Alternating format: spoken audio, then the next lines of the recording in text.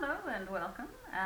We are moving on this week to our week 11. So for our week 11 PowerPoint, we'll be working with 3 parts for this week. In the first part, one video, we'll be looking at week 9 simple corrections. And what I'm going to do is I'm going to go back to the way that we had practiced before, because I think it's much more effective for you and for your future students to attempt to find the corrections and fix them yourself. So essentially we're going to be playing Spot the Difference. So I'm hoping that that makes it a little bit more interesting for you, because I know at this point in the semester everybody's a little bit tired. So anyways, moving on, what I'd like to do is in part 2, I'm going to make the part 2 video working with the week 10 review, which will be brief, but again talking about what we're moving towards, which is essays. And in particular, I'm going to move on to one of our major points for this week, which is writing about your details and how to turn those details into your body paragraphs for your essays. So we're not going to be writing essays this week, but what's more important for us for this week in particular is the concept, the idea of writing essays.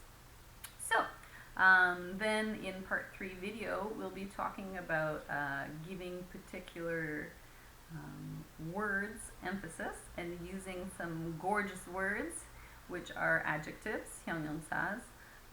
And hopefully this will encourage you to really focus on using them, because although we're really going to focus on using them, so I'm going to be asking for 5. Actually what we're looking for in particular is probably about 2 adjectives for each noun that you use, or for describing anything in particular that you really want to get the point across, the feeling across to whomever is reading your work, or when you're presenting, whoever is listening to your presentation. So let's begin. So in this part of our part 1 video for this week, we're going to be looking at your week 9 simple corrections. So I really enjoyed reading your assignments. They were really funny. Some of them had me laughing out loud. I do read through all of your assignments for because it's quite difficult for us in this semester, because we're not able to meet face to face, and I understand 100%, because for safety reasons we need to be really careful about these things. But this is a really good way for me to get to know more about you and about your family and your friends and the way you think and what you like.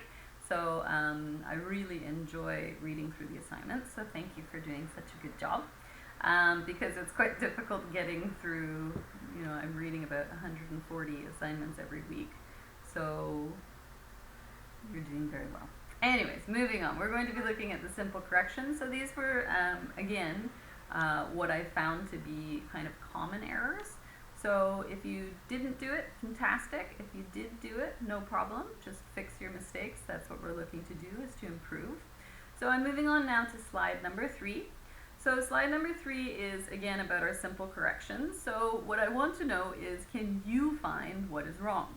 So I'm going to ask you to pause the video here, take a look at these 10 sentences that I took from your English interview paragraphs. So this was your original English interview. Some people seemed a little bit confused by it, but the major point about this was that you were using English. You were conducting the interview in hopefully 98% English. You can do it, but you do have to try. So what I'm going to ask you to do is pause the video here and take a look.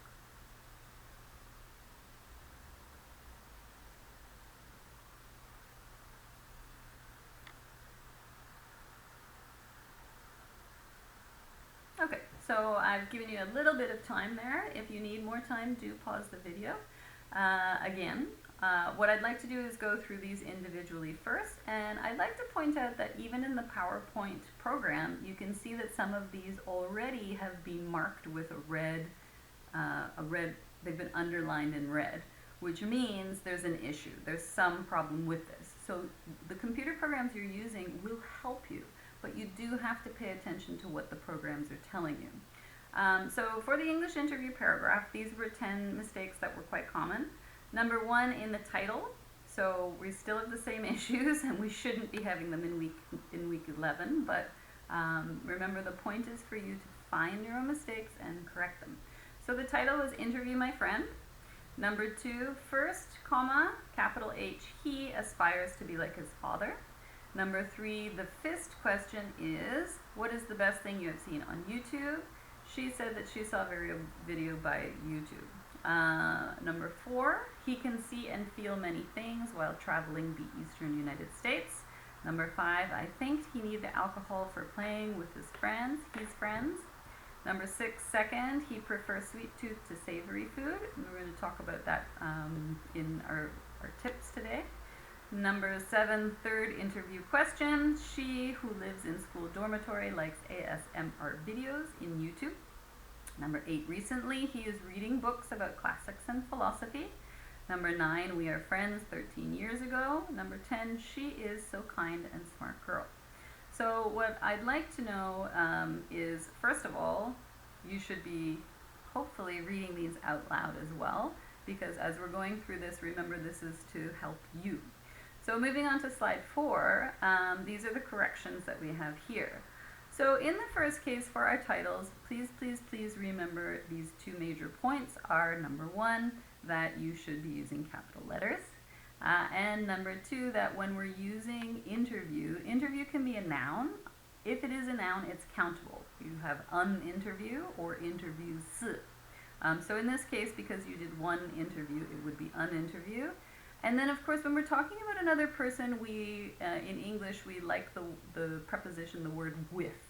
So, you know, when we ask the question, who, it's always with. Who were you with? Or who did you eat dinner with? Also, when we're writing our titles, of course, don't forget about your capital letters.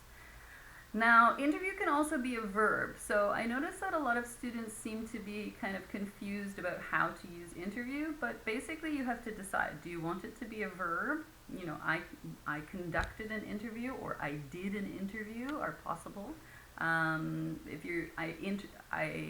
was interviewing my friend, my partner, but usually I think noun is probably more common. Number 2, now, I noticed that the vast majority of students used first, second, and third. Please stay away from these. So for your one of your assignments today, I have banned first, second, third as your transition words. First, second, third is elementary school. You are not elementary school students. You cannot use that. So what I did is I adapted it. So instead of just first, I adapted it to first of all. You could also use firstly if you wish, if you really want to stick to first. But, you know, use your vocabulary. Your vocabulary is amazing. But what I notice is that most students do a default. They just go to the easiest stuff. So challenge yourself. Show me what vocabulary you have. So first of all, comma, and then remember that a comma, the next letter after a comma should always be small, unless you use words like I or names. But otherwise it should always be a small letter, unless it's a period. If it's a period, always big letter. Number 3. Another point that I requested, and part of this assignment was for you to think about it, to understand it, and to, you know, give me what I asked for in your instructions, was that I asked you not to include your questions in your paragraph. Again, if any answer you give, you can compose a question from the answer. We don't need both. Do you know the word redundant? Redundant means it's the same thing again. So we don't need to do that.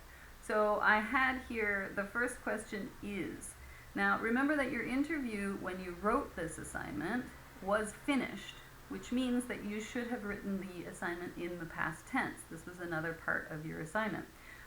So the first question is what we should have been asking, not fist question. So remember to watch your spelling. That's the simplest way to make mistakes. And we're human. This is quite normal. So the first question was, and then I got the question. I don't want the questions. We don't need the questions. So what I did here is I just got rid of the whole question and said, first, she said that she had seen, so before, at some time before and continuing in her life, she had seen lots of videos on YouTube. Now, when we talk about videos, you don't watch just one. So remember that video is countable. So in English, we want to talk about you watch lots of them. So we need the videos, videos. And YouTube we use on TV, on YouTube, on a channel. So do be careful about that. YouTube as well, sometimes students forgot to capitalize YouTube, but remember it's a company name. So it should actually have a capital Y and a capital T in it. So you've got to remember 2 capital letters. But it's a good thing for you to know to use these common company names. And if we do have 2 capital letters in them, use them. Don't forget. Number 4. Now number 4 was interesting because I find it's not so common this semester, but before I've noticed that a lot of students say you can something, you can learn, you can know, but we don't need can. Can again is redundant. It's not necessary, so just get rid of the can. So instead of he can see and feel, remember his trip to the eastern United States is over. It's finished, so we want to use the regular past tense. So he saw and felt, or perhaps he experienced many things while traveling the eastern United States would be much more effective. And it shows with our tense match that trip is over. It has finished. Number 5 was really cute. I like this one. So remember that not every verb in English can be a regular past tense verb. We can't always just add ed. So in this case, think is actually an irregular past tense verb, so we need the I thought. And in English also is playing with somebody, it means that you have something that you're playing with, like a ball, or you're playing a game of some type. But usually when you're with your friends, you just relax with your friends. So the simplest way to say this in English is that you hang out with your friends. So we can't directly translate from Korean to English for this particular verb because in English you don't play with your friends unless you're playing a game. So usually when you're playing or when you're drinking alcohol, when you're drinking with your friends, you enjoy the alcohol that you're drinking together. You enjoy drinking together when you're hanging out with your friends, so at the same time. Number 6, again, I was like, okay, so, I know it's quite easy for you to remember first, second, third, so I was trying to think of simple ways for you to adapt them. But really what you want to do is stay away from using the 3 transition words together. That's the biggest issue. First, second, third is way too simple. You can use 1, and I might even let you use 2, but you don't really need to. So what I did is I adapted and put secondly. Okay, so we changed it just slightly, but you're still using the same word. But if you use firstly, secondly, thirdly, you're still using those same root words. You're still using first, second, third, which makes it boring at elementary school level, so don't. Stay away from them. So secondly, he prefers s. Don't forget he, she, it in English. When we talk about things that we do usually or normally, we need that s. This is quite difficult. It's very high level, so if you can do it, excellent. Studies show that's the most difficult level of English. So he prefers sweet food to savory food. We can't say he prefers sweet tooth because a sweet tooth is a type of idiomatic expression. It's something that's used together, those 3 words, and especially it's used with have. So I have a sweet tooth. They go together. He has a sweet tooth. My grandma has a sweet tooth. My family have sweet teeth would be unusual. But anyways, the point is that we need to adapt it so that when you're talking about the actual food, then you could say you have 2 choices. He has a sweet tooth, or he prefers sweet food to savory food. Next, moving on. So instead of thirdly here, we used lastly. Again, if you give me step by step the first interview question, the second interview question, the third interview question, it's quite boring. So we don't want this repetition. Okay, we want to move away from the repetition. So you can use lastly or finally. And then finally, my partner, who lives in the school dormitory, likes ASMR. Now, ASMR, remember your school dormitory, there's only one that you return to every single day, so we need the article the. It's specific. It is that one school dormitory that I live in. So we need the school dormitory. And ASMR is an abbreviation. So if you remember from your Spectrum Language Arts practice, when we use abbreviations, they tend to be, for example, if you take a look at the bottom of the slide, I've given you here autonomous sensory meridian response. So we get each of these letters from each of these words. So instead of saying this great big long, autonomous sensory meridian response, so we've got 13 syllables, instead we just say ASMR, we give 4 simplifies. But because we take one from each of these words, we need the capital letters to show that.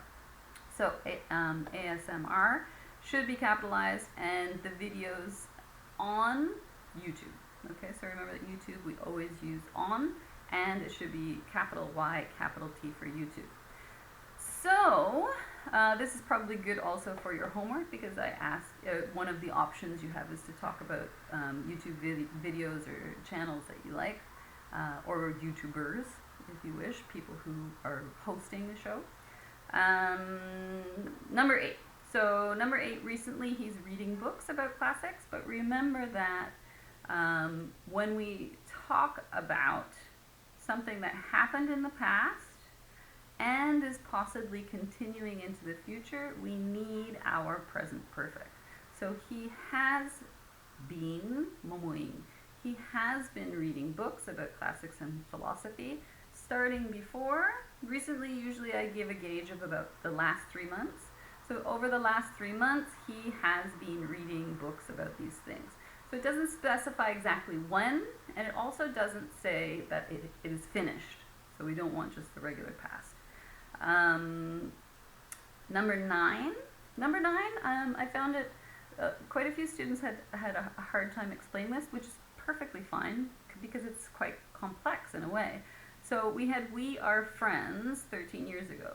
So "we are friends" means right now, because we're using the hyunjae shije, and we're talking about our internal feelings, facts. We are friends. But then we introduced the idea of time and 13 years ago. So in this case, we need to change the tense. And I think, again, what you want to say is something that happened in the past and continues into the future, and maybe will continue. I hope it will continue for a long time. So what we want again is the present perfect. We have been friends, starting when? So if you want to, you can say since, which means starting, since 13 years ago, so since 13 years ago. Or if you want to, you can shorten it and just say simply, we have been friends for, and for means thinking about a duration of time. For how long? For 13 years. So you have 2 options there. The next one I had was really cute. She is so kind and smart girl. What we want here is we want to describe the person, the noun. So in this case, we want to say she is such a, and then we want the noun. So she is such a kind, smart girl. She is such a lovely, sweet girl. But we want the such a, not so. So I'm hoping that that helped you a little bit with your English interview paragraphs, to explain a little bit more clearly about what you want to say rather than simply translating. Because remember that, as we have said before, or as I have said before, sometimes we can directly translate, but not all the time. So do think about how to express yourself, and especially because present perfect in Korean is not used as often as it is in English. So in English, we do need to use it more. to express things that happened before and are still continuing, and maybe will continue into the future. We don't know. Anyways, moving on. Tip 1, a sweet tooth. So I really like these pictures. So tip 1 is talking about a sweet tooth. So this is an idiomatic expression. So remember, the verb we usually use this with is have. I have a sweet tooth, which means I love sweet things. Okay, so if you want to change your verb and talk about, your feelings about it, I love it, I like it, then we have to describe what it is you like. So we do have to adapt it.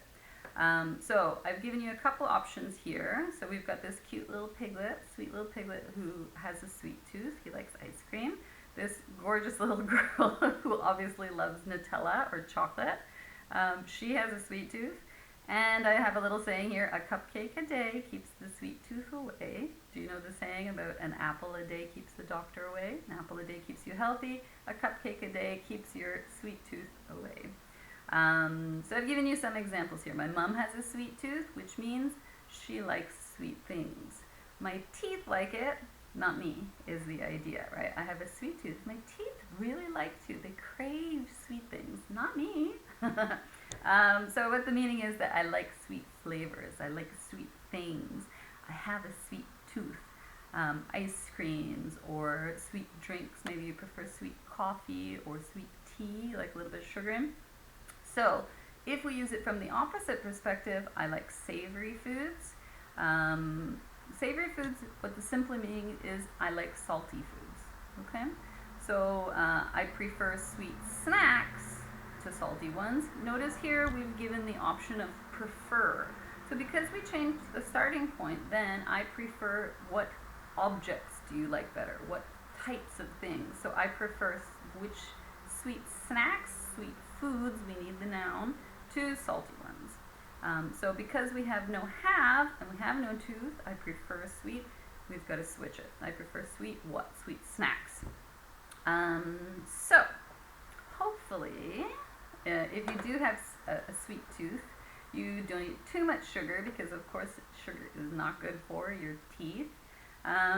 But moving on, we're going to move on now to some more simple corrections, but we're moving now to the spectrum scans that we were looking at.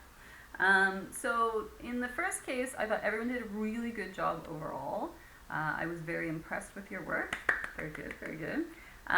What I wanted to look at here, though, is something very simple and really easy to miss.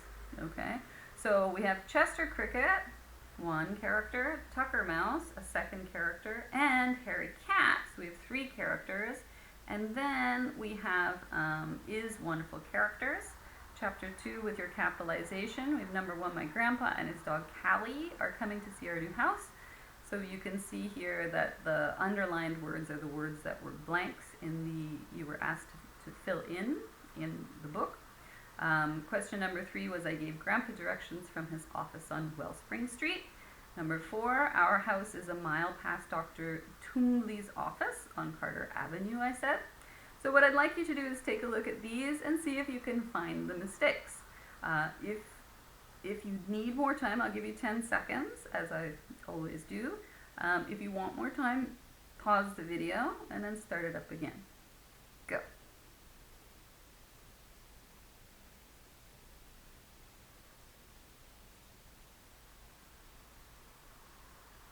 Okay, so I'm going to move on to slide 7 to look at the corrections. But if you need more time, of course, please pause the video and think about it. Or if you look at it and you say, wait, is that true? You can go back and take a look once more and see if you can figure out what my points are, what the corrections are. So first of all, because we're talking about the list of 3 things, do you remember we did this before? 1, 2, and 3. So we're talking about 3 different characters. We need the plural verb of to be. So we need are. They, those 3 characters, are wonderful characters. For chapter 2 review for our capitalization, and again, this is another tip which I'll speak about in a second. When we talk about the person who you have the relationship with, your kin, is my grandpa, small g, and his dog Callie. Now, Callie is the dog's name, so remember, any name that we give should be capitalized. So my grandpa and his dog, Callie, capital C, are coming to our new house, to see our new house. Number 3, now in this case, we talk about I gave capital G grandpa, because you're using it like a name. So I gave grandpa directions from his office on Wellspring Street. So capital W for Wellspring and capital S for street, because it's a name, right? Wellspring Street. Now remember that if you want to abbreviate street, we would have Wellspring, capital S, small t, period. Okay, because that shows it's an abbreviation. We have to have that period to show it has been abbreviated. It has been shortened. Number 4, our house is a mile past Dr. Toombley's office. And of course, excellent job with the capital D, capital T. Nice period after the DR to show it's a shortened form of doctor. And his office is on Carter Avenue. So remember, again, Carter Avenue is the name of the street that his office is on. So we need capital C, capital A. Again, if you want to shorten avenue, we can do capital A, small v, small e, period, to show again we have shortened it, we have abbreviated it. So moving on now, we're going to take a look at tip 2. So once again, just to make this very clear, if it's used like a name, we use a capital letter. So, Grandpa, are you okay? Capital G. I said, Grandpa, I love you to the moon and back. So in this case, you're using it like a name, so we need capitalized. Grandpa lives in Maupo. But if you use it with a personal pronoun like my grandpa, his grandpa, it's not a name, it's not used like a name, so we would use a small g. Hopefully that's clear. Remember again, if anything is confusing or unclear, write to me. If you feel shy, a little bit self-conscious, talk to whomever you're interviewing, or you can speak to your class captain, and everyone can come and talk to me, no problem. So moving on now to slide number 9, I'm taking a look now again at can you find what was wrong. So in this case, we're still looking at the spectrum scans. So what I'd like you to do is take a look and see if you can find what the differences are, what is a little bit off, okay? Go.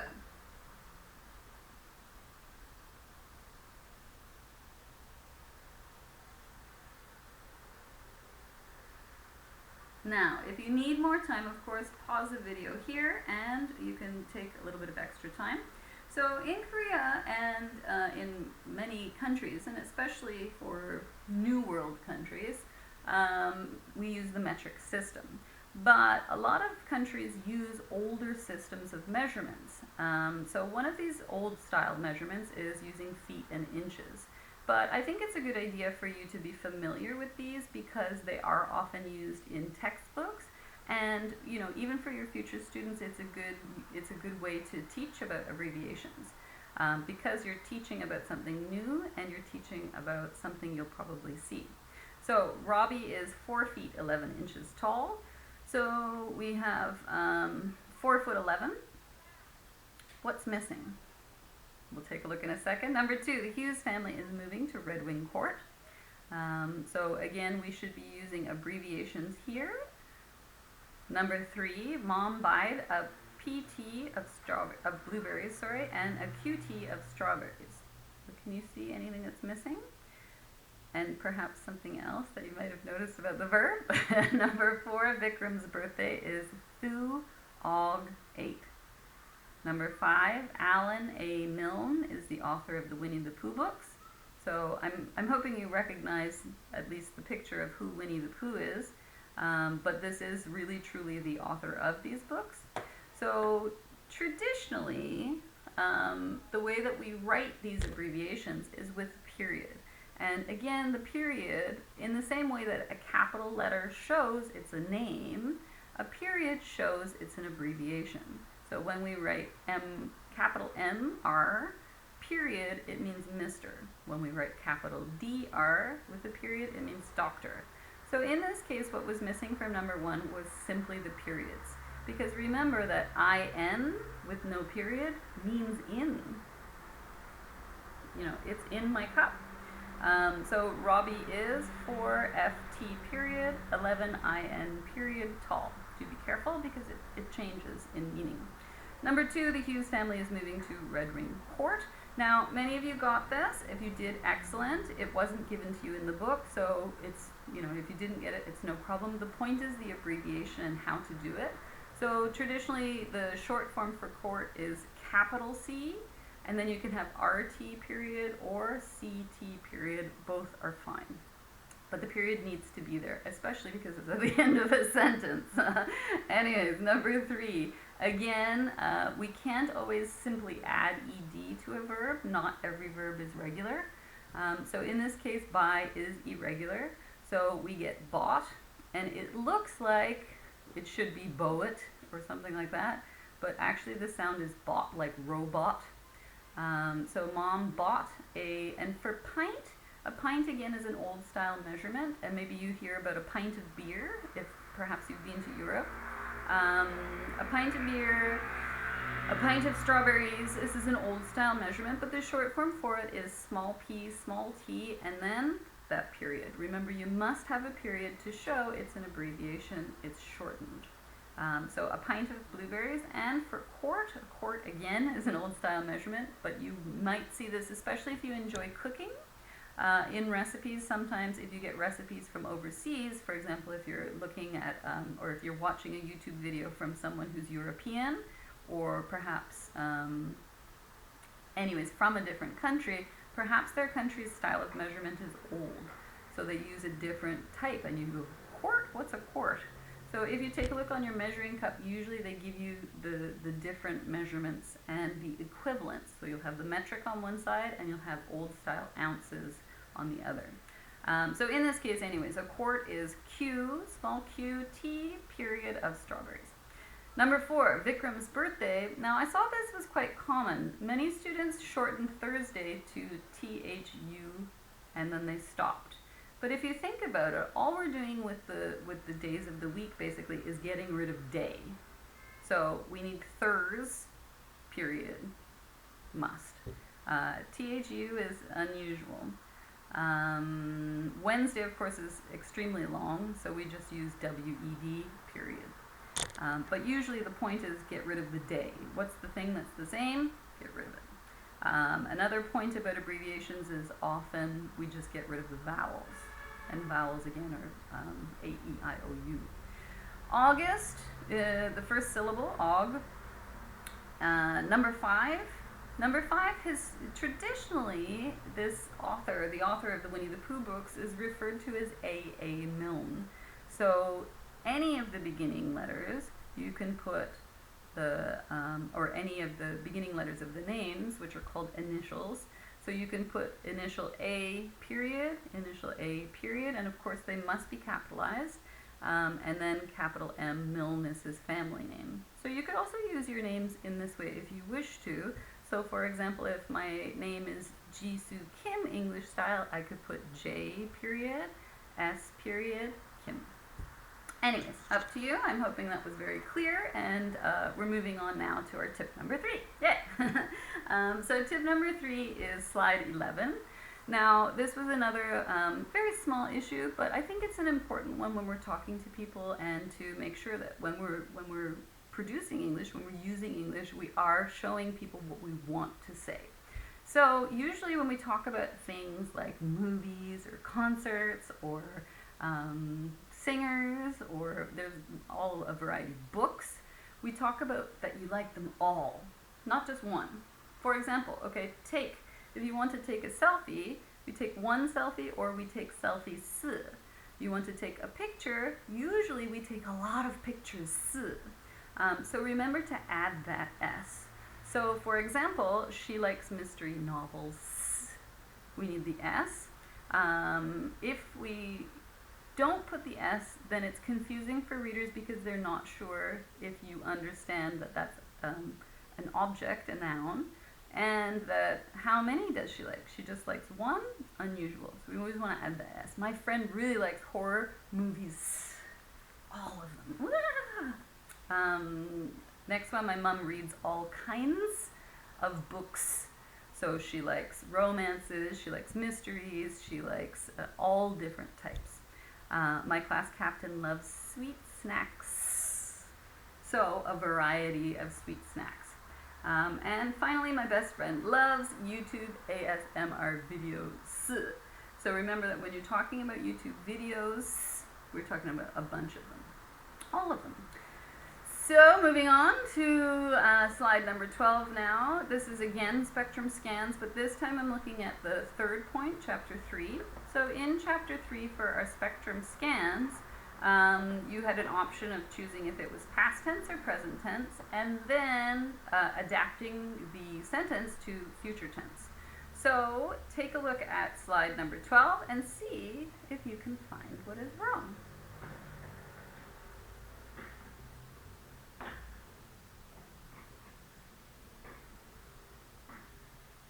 Okay, so if you want to pause the video, go right ahead. Take a little bit of extra time if you need it. That's no problem at all, but I'm going to continue.